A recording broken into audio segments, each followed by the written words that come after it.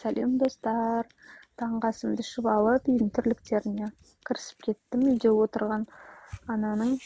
отырған әйелдің тірлігі осы ғой. Бізде демалыс жоқ, 24/7 үйдің тірлігімен айналысамыз. Үйде отырған аналар міне қыстық аяқ киімдердің барлығын тазалап, барлығын сүртіп шығамын. Табанын жай сумен жуып, сосын кептіріп аламын да коробкаларына салып тастаймын. Барлықтарыңыз көктем келіп, осындай жұмыстармен айналысып жатқан шығарсыздар. Өз басым осы жұмысты кейінге қалдырып жүр едім. Ертең жасаймын деп бүгін бастап кеттім.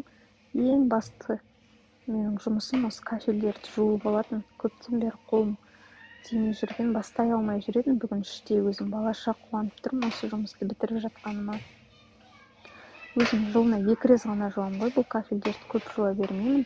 Енді төмен жақтарын, умывальниктің жан-жағын, одан кейін душтың ішін доместоспен жуып тұрасың ғой, бірақ мынандай полный кафельдерді жылына 2 рет жуамын. Біз үйді салғанымызға 3 жыл болды. Осы душта әлі ешқандай мебельдер жоқ бізде. Әлі алмадық. Барлығы ақшаның ыңғайына қарай ғой енді.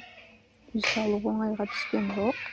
Біраз кредиттарға кірдік, сол себепті әлі ешқандай мебель жоқ. Ең бастысы енді условия: су ағып тұр, слив бар, туалет үйде, душ бар.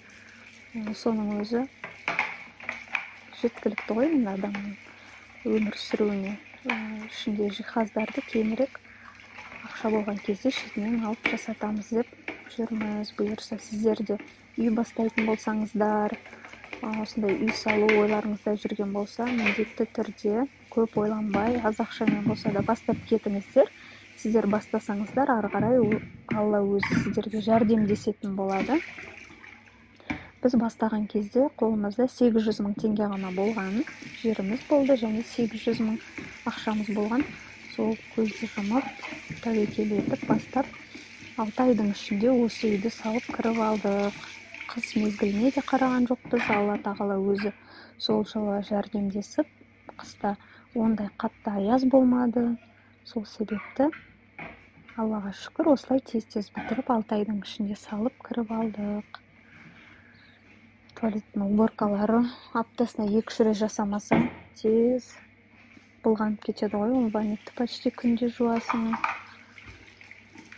Туалетті 2-3 күнде обязательно жуасың.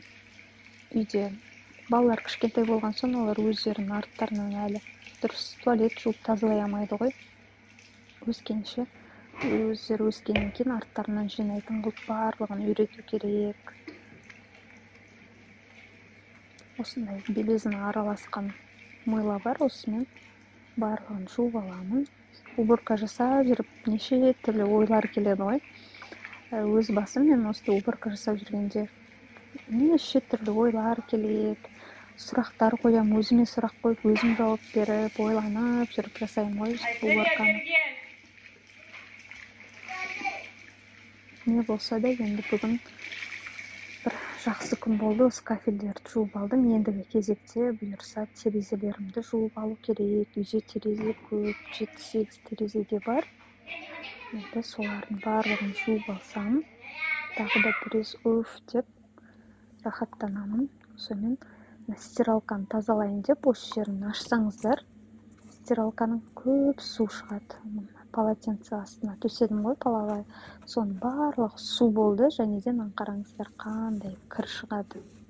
Осының барлығы стиральный машинадан бір жағымсыз иіс шығаруға келіп соқтырады. Сол себепті осы жақтан суын ағызып, осындай орамалдармен жуып тұрыңыздар. Міне қараңыздар, мына жақта қаншама иістеніп кеткен осындай жиналып қалған кір мусорлар бар. Осылардың барлығын жуып тазалап тұрсаңыздар, стиральный машиналарыңыз иістенбейді. Аяқ астынан ауа райы бұзылды, есік алдын сыпырып жүрегім. Қараңыздар, Алматыда боран, қатты нөсер жаңбыр күтілуде деп 112-ден сообщение келіп жатыр. Біз жақ енді кішкене қаланың шеті болған соң осындай болып тұр. Қалада светофорлар, столбтар құлап, өте жаман болып жатыр екен. Бізде кешкі сағат 4:30-5 уақытысында осындай қап-қараңғы болып кетті дала. Свет өшіп қалған. Қазір свет жанып, блины пісіріп, шайымызды ішіп отырмыз. Бағана фонарикпен отырып тамақ ішіп алған болатынбыз.